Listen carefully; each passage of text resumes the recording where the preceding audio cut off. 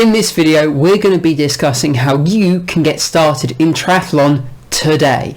Hello everyone, welcome back to the channel. I'm Josh, a medical student currently studying a sports and exercise medicine degree while also trying to train full-time for triathlon. On this channel, we talk triathlon training, medical student life, and time management for those of us with a busy life who still want to perform best in sport. In this video, I'm going to be telling you how you can get started in triathlon, and I'm going to break this down into three main parts.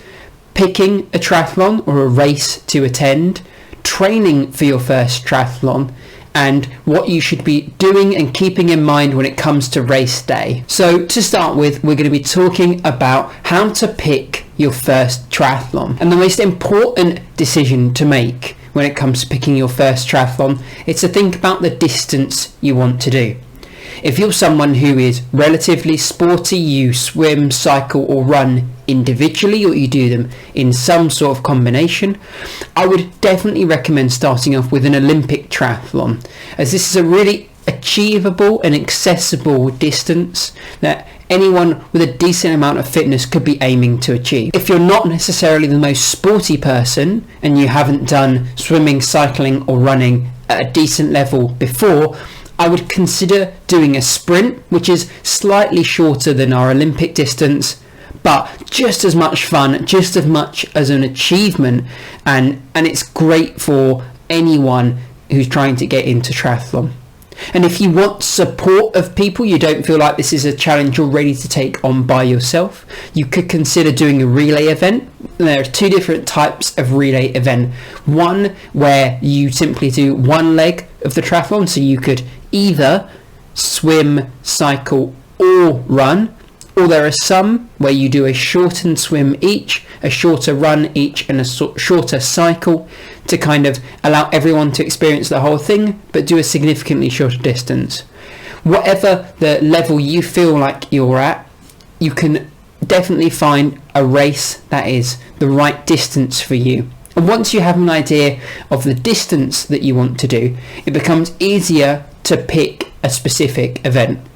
And the first thing that I would consider is whether or not you want to do one close to home or you want to travel far away.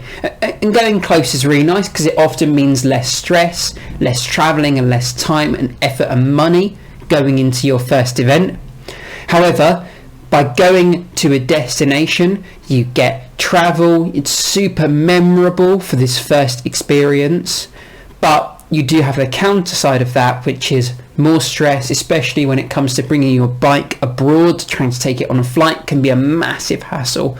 So figure out which one of those is going to be the best for you. Personally, I went with a local one, so I live in East London and I went to the London Triathlon, which is in East London, funnily enough.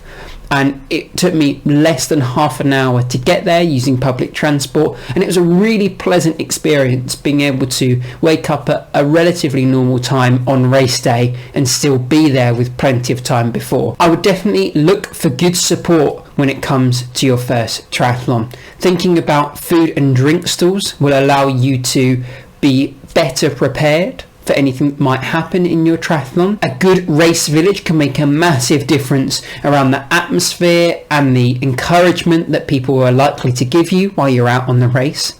And also just considering whether or not the organisers would consider their race a beginner-friendly event can give you a really good idea whether or not you're going to feel truly welcome at one of these races. And finally, when it comes to picking our event, think about the course itself.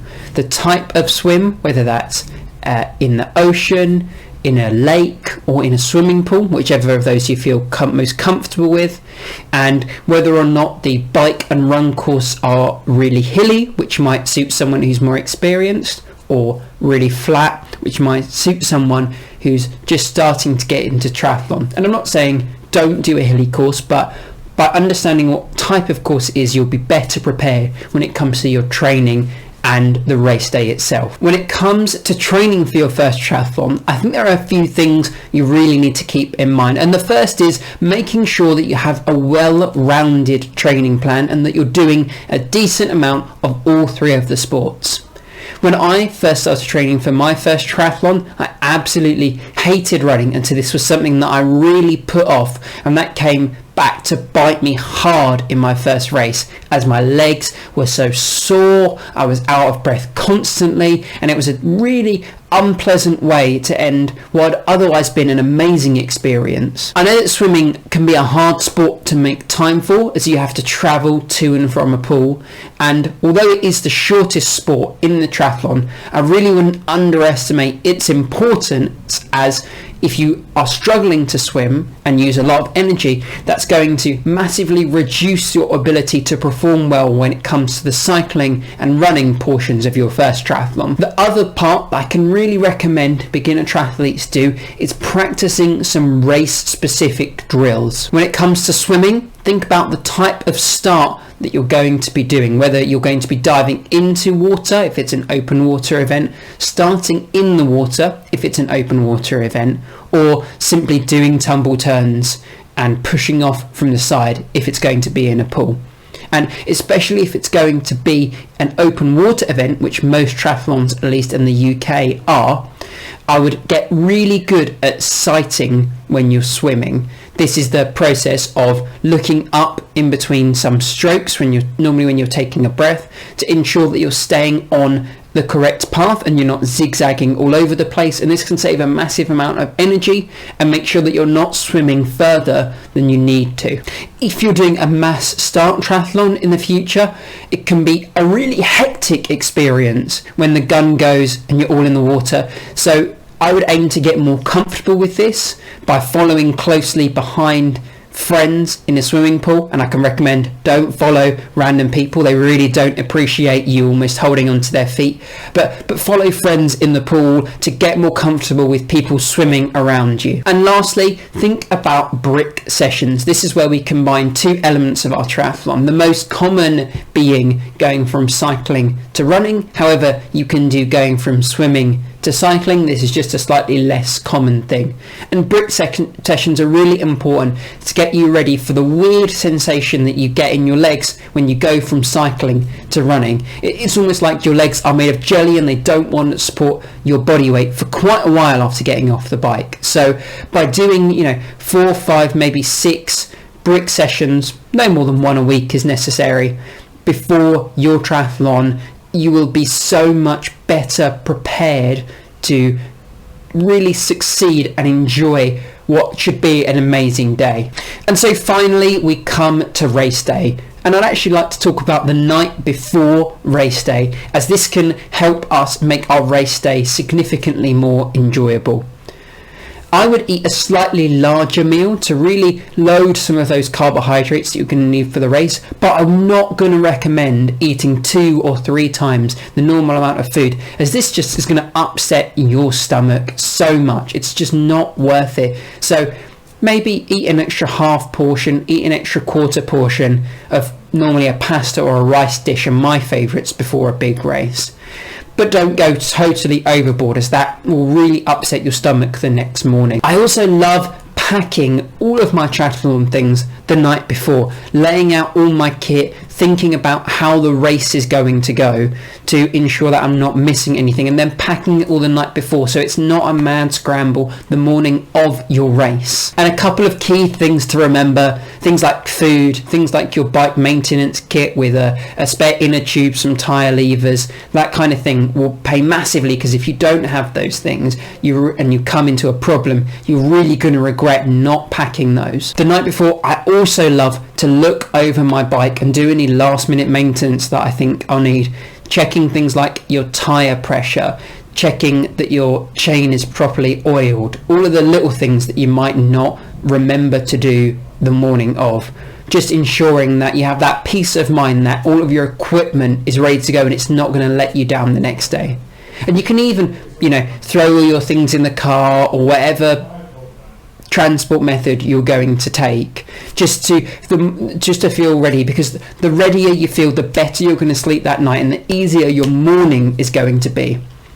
And when it comes to that morning, once again, I'm going to tell you to eat a slightly larger meal, but I'm not going to say to eat 2 or 3 times as much. Eat something that's high in carbohydrates, lots of toasts, or my personal favourite is like an overnight oats or a porridge, something that will really fill you up. But don't have a massive portion. Go for 1.5 times your normal portion, so you're not super full of food and having any tummy problems in the race, because that once again is going to absolutely ruin what could be an amazing day for you. Getting there early is so important.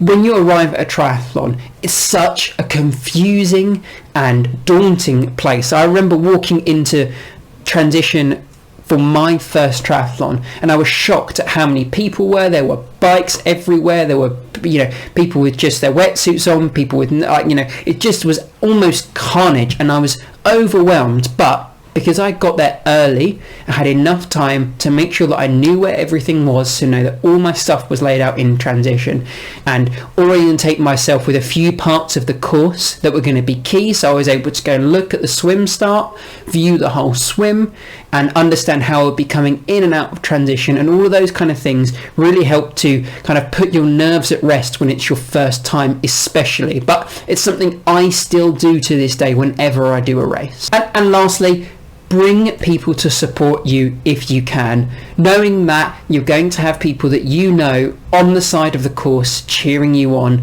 will make you so much happier and will give you so much more energy and confidence when it comes to your first triathlon. And it will really ensure that it's a day that you'll never forget, and only for positive reasons, because it really can be such an incredible thing to do. And that's it for this video. Think carefully about the triathlon that you're going to do, and ensure that you're carefully considering your training leading up to it and what you're doing on race day, to ensure that this is an event that you will really enjoy and remember for positive reasons for the foreseeable future.